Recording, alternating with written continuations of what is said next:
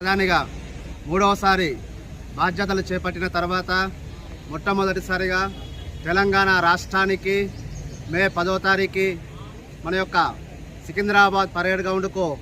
పలు అభివృద్ధి కార్యక్రమాలు ఓపెన్ చేయడానికి వస్తున్నటువంటి మోడీ గారికి,